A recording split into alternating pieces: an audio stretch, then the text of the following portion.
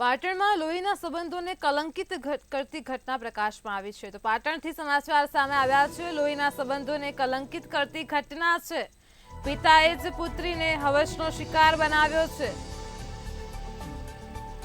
તો પુત્રીએ જે સમાચાર સામે આવ્યા છે, પિતાએ જ તેની પુત્રીને હવસનો શિકાર બનાવ્યો છે. 7 વર્ષ સુધી પિતાએ પુત્રી સાથે દુષ્કર્મ આચર્યું છે. બાળકીને જાનથી મારી નાખવાની ધમકી પણ આપી છે. તો પાટણમાં લોહીના સંબંધોને કલંકિત કરતી ઘટના છે. બાળકીએ ભાઈને વાત કરતા જ સમગ્ર મામલો સામે આવ્યો હતો. પાટણ પોલીસ મથકે આ અંગે ફરિયાદ નોંધાઈ છે. તો આજ મુદ્દે મારી સાથે સંવાદદાતા પ્રવીણ દરજી ફોનલાઈન પર જોડાઈ ગયા છે. જી પ્રવીણ, પાટણમાં લોહીના સંબંધને કલંકિત કરતી દુષ્કર્મની ઘટના સામે આવી છે, શું કહેશો?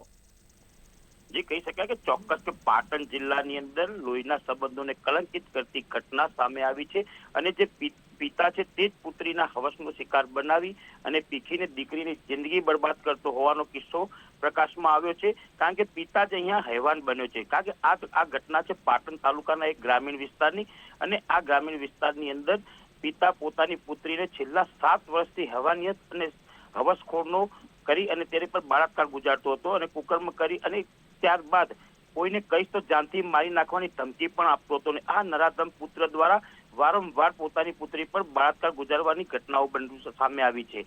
અંતે જોકે જે દીકરી હતી તે દીકરીને મારી નાખવાની, તેના પરિવારને મારી નાખવાની ધમકી આપી હતી. તેના કારણે દીકરી કોઈને કહી નથી શકતી, પરંતુ તેને હિંમત કરી અને પોતાની ભાઈ અને માતાને જણાવી હતી. અને આ સમગ્ર ઘટના પ્રકાશમાં આવતા તેના ભાઈ દ્વારા પાટણ પોલીસ મથકે ફરિયાદ નોંધાવી હતી. અને પાટણ પોલીસ મથકે ફરિયાદ નોંધાવતા જ તાત્કાલિક પોલીસે આ નરાધમ પિતાની અટકાયત કરી લીધી છે અને હાલમાં તપાસ ચાલુ છે. જી પ્રવીણ, સમગ્ર માહિતી બદલ આપનો આભાર.